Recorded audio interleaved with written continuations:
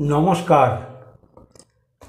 বাংলাদেশে যে পরিস্থিতি এগিয়ে চলেছে, সঙ্গে সঙ্গে গ্রহ নক্ষত্রের যে অবস্থান, অর্থাৎ মহাকাশে বর্তমানে গ্রহ নক্ষত্রের যে অবস্থান চলেছে, বিশেষ করে মার্চ মাস থেকে 2025-এর মার্চ থেকে শুরু হয়েছে মহাকাশে কতগুলি গ্রহের জটিল অবস্থা।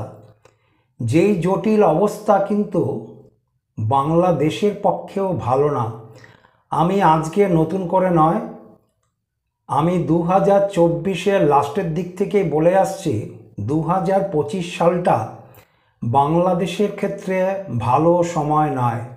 বাংলাদেশের ক্ষেত্রে যুদ্ধ, গৃহযুদ্ধ, সেনা অভ্যুত্থান প্রভৃতির সম্ভাবনা কিন্তু প্রবলভাবে আছে। আবারও বলি, যুদ্ধ, গৃহযুদ্ধ, সেনা অভ্যুত্থান প্রভৃতির সম্ভাবনা প্রবলভাবে আছে এবং প্রবল ছাত্র আন্দোলনের সম্ভাবনা প্রবল। কেন? একমাত্র গ্রহ নক্ষত্রের অবস্থান সেই জায়গাটাই বলছে।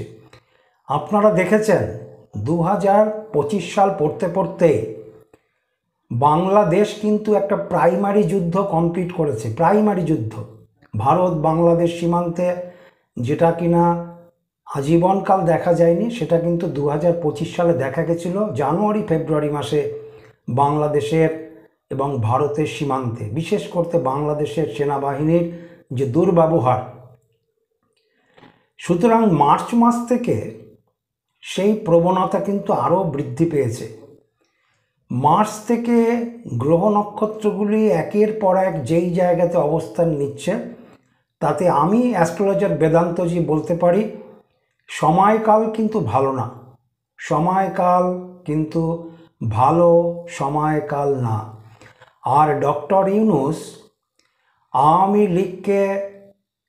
লীগের কার্যকলাপকে যে নিষিদ্ধ করেছে, সেই নিষিদ্ধ করার মাধ্যমে উনি এই সম্ভাবনাকে আরও বেশি এগিয়ে দিয়েছে সামনের দিকে। অর্থাৎ গৃহযুদ্ধ, সেনা অভ্যুত্থান, প্রবল ছাত্র আন্দোলন, এই সম্ভাবনাকে আরও বেশি সামনের দিকে এগিয়ে দিয়েছে ডক্টর ইউনূস।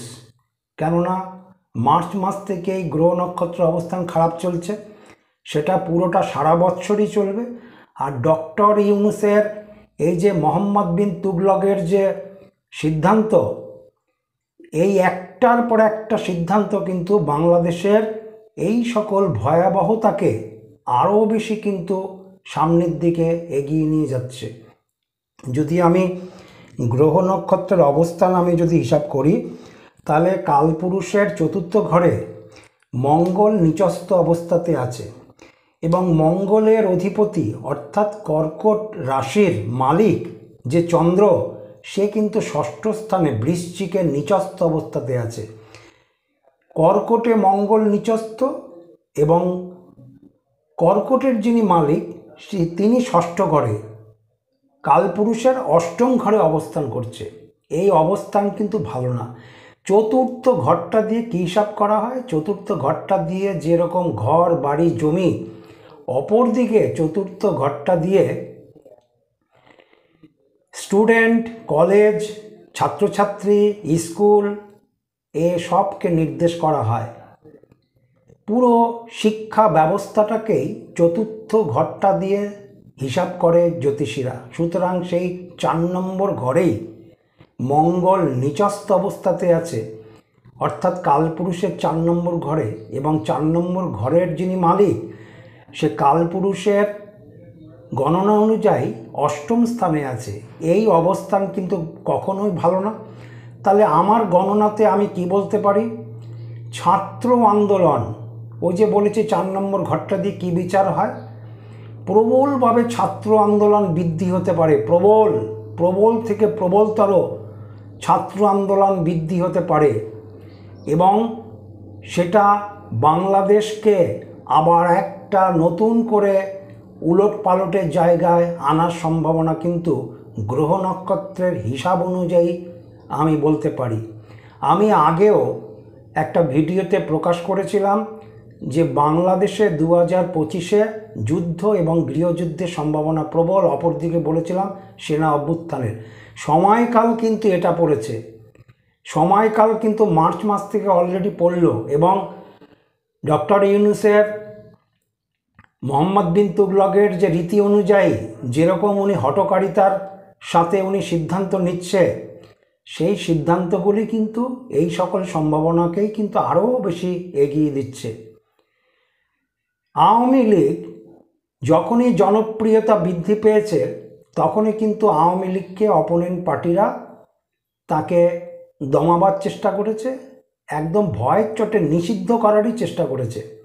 1971 সালের 26শে মার্চ অবিভক্ত বাংলাদেশ, পূর্ব এবং পশ্চিম পাকিস্তান, সেই সময় পশ্চিম পাকিস্তানের নেতা মন্ত্রীরা বাংলাদেশের এই পূর্ব বাংলাদেশের যে আওয়ামী লীগের যে জনপ্রিয়তা উত্থান এটাকে সহ্য করতে পারেনি, ভয় পেয়ে মার্চ মাসে অর্থাৎ 1971 সালের মার্চে কিন্তু নিষিদ্ধ করেছিল।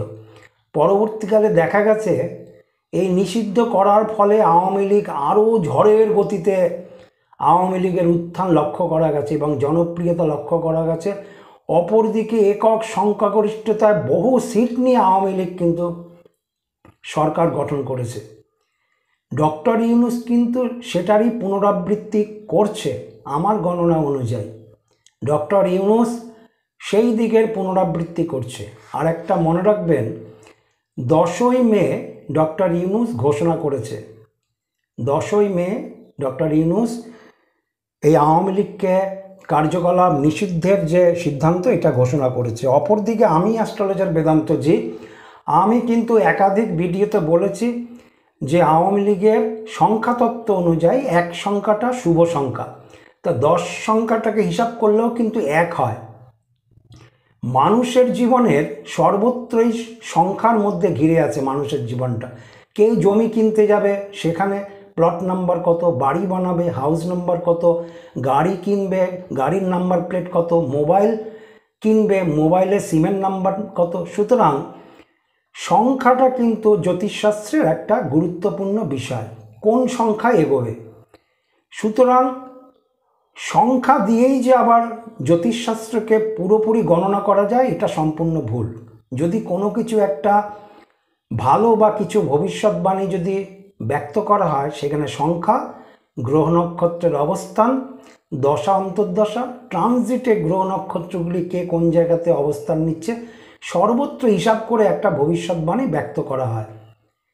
সংখ্যাটাই সব না, আবার সংখ্যাটাও গণনার একটা অধ্যায়। সুতরাং সংখ্যাটা দিয়েই যদি সব হয় তাহলে 1 থেকে 9 সংখ্যাকে হিসাব করে সবাই জ্যোতিষী হয়ে যেতে পারত। তা আমার গণনা অনুযায়ী 1 সংখ্যাটা আমি একাধিকবার বলেছি, তা 10 তারিখকে যোগ করলে 1 হয়। সুতরাং আওয়ামী লীগকে কিন্তু 1 তারিখে নিষিদ্ধ করা হয়েছে। আমার গণনা অনুযায়ী 1 তারিখে নিষিদ্ধ করা, এই যে ডক্টর ইউনূস নিষিদ্ধ করলো, আমি পুরোপুরি খারাপ কিছু দেখছি না, কেননা তারিখটা কিন্তু আওয়ামী লীগের পক্ষেই আছে তারিখটা, আর গ্রহ নক্ষত্রের অবস্থান কম বেশি এগোচ্ছে। সুতরাং পুরোটা যে খারাপ বলবো সেটা আমি বলতে পারবো না আমার হিসাব নিয়ে। আমার হিসাব নিয়ে 1 তারিখে অর্থাৎ 10 তারিখে যে ঘোষণা ওঠে সেটা ভালো কিছু আনার সম্ভাবনা কিন্তু প্রবল। একটা যদি কোনো ঘটনা ঘটে তার আগে একটা কিছু খারাপ বা ভালো হয়।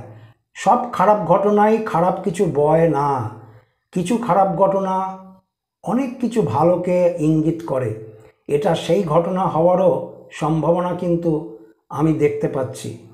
সুতরাং আপনাদেরকে আমি জানালাম সংখ্যাতত্ত্ব, গ্রহ নক্ষত্রের অবস্থান, মহাকাশে গ্রহের অবস্থান সব কিছু নিয়ে ভবিষ্যৎ করা হয়, খালি সংখ্যাতত্ত্বকে দিয়েই ভবিষ্যৎবাণী করা হয় না।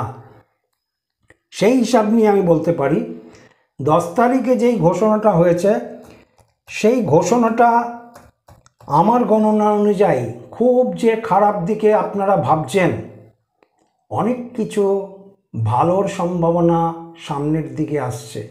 অনেক কিছু ভালো আপনারা পাবেন। বাংলাদেশের যারা সংগ্রামী মানুষ, যারা স্বাধীনতা প্রিয় মানুষ, তাদের জন্য আমার এই ভিডিওটা, তাদেরকে আমি আশ্বস্ত করতে পারি।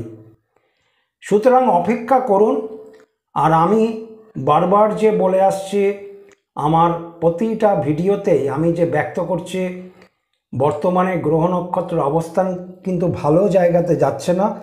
আপনারা দেখেছেন, ঠিক মার্চ থেকে জুন আমি সময় দিয়েছিলাম, ঠিক এপ্রিল মাসেই কিন্তু যুদ্ধ লাগলো। যুদ্ধ কিন্তু ভারত পাকিস্তান শুরু হয়েছে এই সময়। আমি গ্রহ নক্ষত্রের হিসাব করেই বলেছিলাম যে মার্চ থেকে কিন্তু মহাকাশে গ্রহ নক্ষত্রগুলি যেই দিকে অবস্থান নিচ্ছে, তাতে যুদ্ধের সম্ভাবনা এগিয়ে আসছে। আমি বাংলাদেশের ক্ষেত্রেও একই কথা আগেও বলেছি যে 2025 সালটা বাংলাদেশের ক্ষেত্রে ভালো না, এবং একাধিক ভিডিওতে বলেছি মার্চ থেকে আরম্ভ হচ্ছে মহাকাশে গ্রহ নক্ষত্রের অবস্থান। সুতরাং মার্চ থেকে যে সকল দিকে এগোচ্ছে, আর ডক্টর ইউনূসের এই রকম পদক্ষেপ, তাতে আমার গণনা অনুযায়ী আমি দেখতে পাচ্ছি বাংলাদেশে কিন্তু অনেক বড় কিছু হওয়ার সম্ভাবনা অনেকটা পরিষ্কার হয়ে আসছে জায়গাটা, যেটা কিনা ডক্টর ইউনূস নিজে থেকেই কিন্তু সেটা উনি আগ বাড়িয়ে দিল। বাংলাদেশের মানুষকে আরও বেশি অশান্তি, আরও বেশি উচ্ছৃঙ্খলতা দেখা বা সহ্য করার উনি সেই বন্দোবস্ত কিন্তু করলো এই সকল ঘোষণার মধ্য দিয়ে। অপরদিকে আমি আবারও বলবো আজকের ভিডিওটাতে, আওয়ামী লীগ নিষিদ্ধ, এটা বেশি দিন চলবে না।